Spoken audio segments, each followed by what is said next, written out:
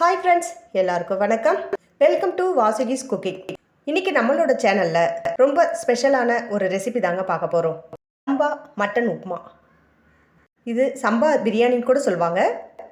இது கன்னியாகுமரி மாவட்டத்தில் ரொம்ப ஸ்பெஷலான ஒரு டிஷ்ஷுங்க. இது எப்படி செய்யலான்னு பார்க்கலாமா? 1/2 கிலோ மட்டன் எடுத்திருக்கேன். இதுக்கு பட்டை, கிராம்பு, ஏலக்காய், புதினா, மஞ்சத்தூள், தயிர், இஞ்சி பூண்டு பேஸ்ட்டு, வெங்காயம், தக்காளி, பச்சை மிளகாய், கரம் மசாலா எல்லாமே எடுத்து வச்சுருக்கோம். இதில் ஒரு பவுல் அளவுக்கு நான் சம்பா ரவை எடுத்து வச்சுருக்கேன். 1 கப் அளவுக்கு தேங்காய் பால் எடுத்து வச்சுருக்கேன். ஒரு குக்கரில் தேவையான அளவுக்கு எண்ணெய் சேர்த்துக்கலாம். இது ஒரு 4-5 டேபிள் ஸ்பூன் அளவுக்கு இருக்குது.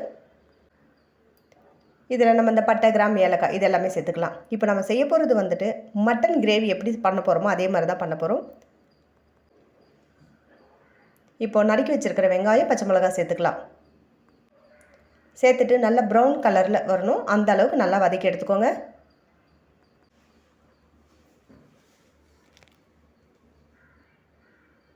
நல்லா வதங்கட்டும்.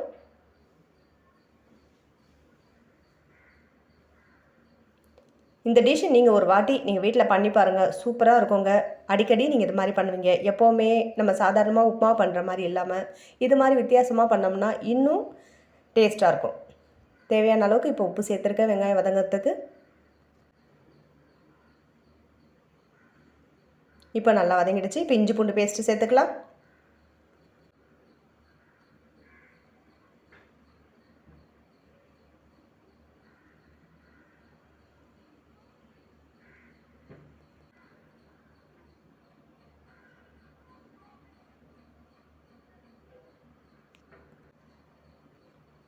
இப்போ நறுக்கி வச்சுருக்க தக்காளி சேர்த்துக்கோங்க.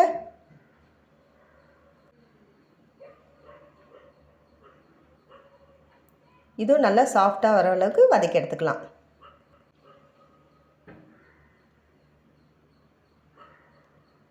இப்போ நல்லா வதங்கிடுச்சு.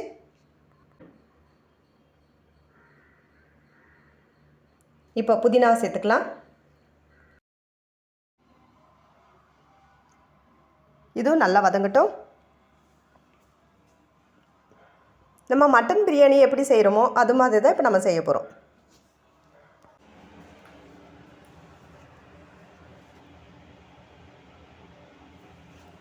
இப்போ நம்ம எடுத்து வச்சுருக்கிற மசாலா ஐட்டம் எல்லாமே சேர்த்துக்கலாம். இப்போ மஞ்சத்தூள் சேர்த்துருக்கேன், தயிர் சேர்த்துக்கலாம்,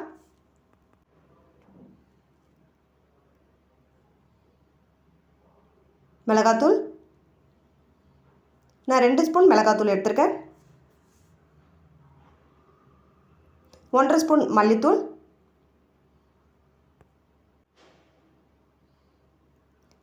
1 ஸ்பூன் கரம் மசாலா,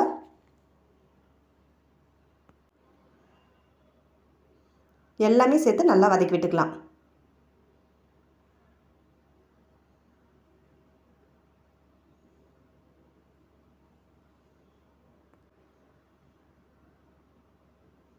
இப்போ நல்லா வதங்கிடுச்சு. இப்போது நம்ம கழுவி வச்சுருக்கிற மட்டனை சேர்த்துக்கலாம். இதையும் சேர்த்து நல்லா கிளறி விட்டுக்கலாம். மசாலா ஃபுல்லாக நல்லா இறங்கட்டும்.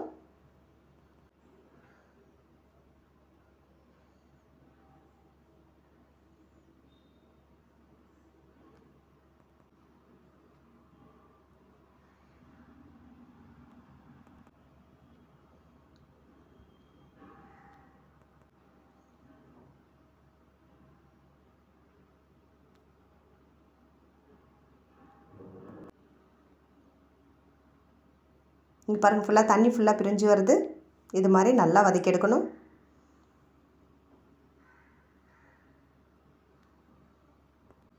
இப்போ நமக்கு மட்டன் வேகிறதுக்கு தேவையான அளவுக்கு தண்ணி ஊற்றிக்கலாம். நான் 1 கப் அளவுக்கு ஊற்றிருக்கேன். இப்போ இது நல்லா கொஞ்சம் கிளறி விட்டுட்டு நம்ம இப்போ மூடி போட்டு மூடிக்கலாம். நான் ஒரு 6 விசில் வரைக்கும் வைக்க போகிறேன்.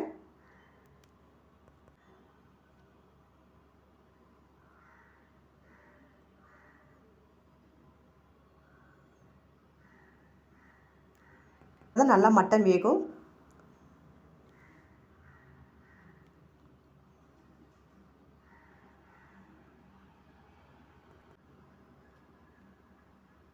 எனக்கு 6 விசில் வரைக்கும் வந்துடுச்சு. இப்போ நான் இறக்கிறேன்.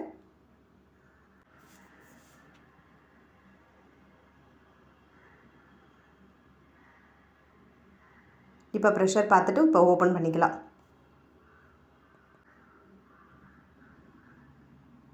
எனக்கு இப்போ மட்டன் நல்லா வெந்திருக்கு. இதை நான் வேறு ஒரு பாத்திரத்தில் மாற்றிக்க போகிறேன். இப்போது இதே குக்கரில் தான் நான் தாளித்து விட போகிறேன். ஒரு 2 ஸ்பூன் அளவுக்கு நெய் சேர்த்துக்கலாம்.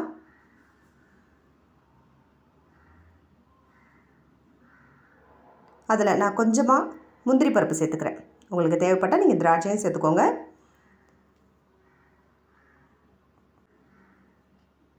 நல்லா கொஞ்சம் கலர் மாறட்டும். நல்லா கொஞ்சம் ஃப்ரை பண்ணி எடுத்து வச்சுக்கலாம். இது போட்டோம்னா கொஞ்சம் ரிச்சான கலரில் நல்லா டேஸ்ட்டாக இன்னும் கொஞ்சம் டிஃப்ரெண்ட்டாக இருக்கும். அதுக்காக தான்.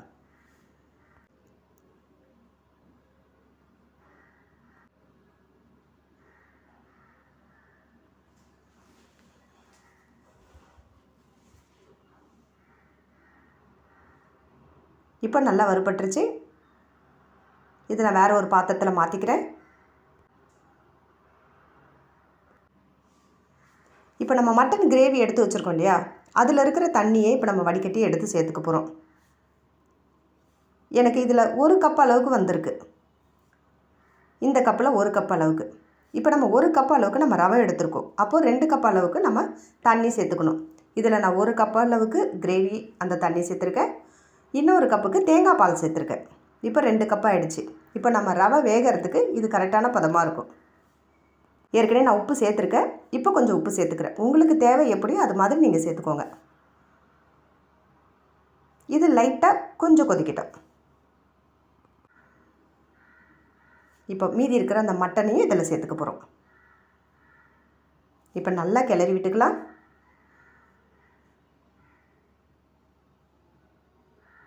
இப்போ கரெக்டாக ஒரு கொதி வந்ததும் நம்ம எடுத்து வச்சுருக்கிற ரவையை இதில் சேர்த்துக்க போகிறோம்.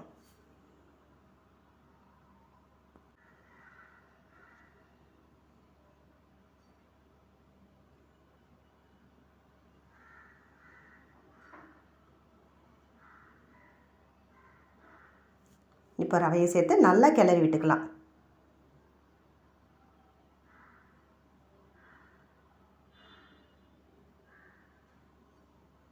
நல்லா கிளறி விட்டு மூடி போட்டு மூடி வச்சுக்கலாம்.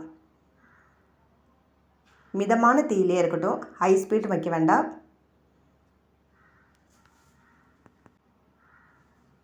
இப்போ நல்லா கிளறி விட்டாச்சு. இது ஒரு 10 நிமிஷம் வரைக்கும் நம்ம மூடி போட்டு வேக வைக்கலாம்.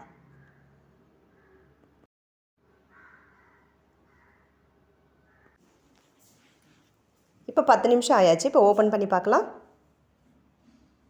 நல்லா தண்ணி ஃபுல்லாக ட்ரை ஆகிடுச்சு. இப்போ பாருங்கள் நல்லா வெந்திருக்கு. நமக்கு பிரியாணி ரெடி ஆகிடுச்சு. இப்போது கடைசியாக கொத்தமல்லி தழை தூவிக்கலாம். நம்ம ஃப்ரை பண்ணி வச்சுருக்கிற முந்திரி பருப்பும் இதோட சேர்த்துக்கலாம். அவ்வளோதாங்க, நமக்கு சம்பா மட்டன் உப்புமா தயாராகிடுச்சு.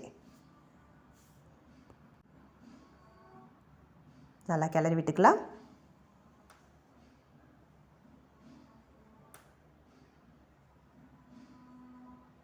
நல்லா மட்டன் பீஸ் எல்லாம் நல்லா வெந்து நல்லா உதிரி உதிரியாக இருக்குது. ஒரு பாத்திரத்தில் மாற்றிக்கலாம். இப்போது நமக்கு சம்பா மட்டன் உப்புமா தயாராகிடுச்சு. எப்படி இருக்குன்னு பார்க்கலாமா?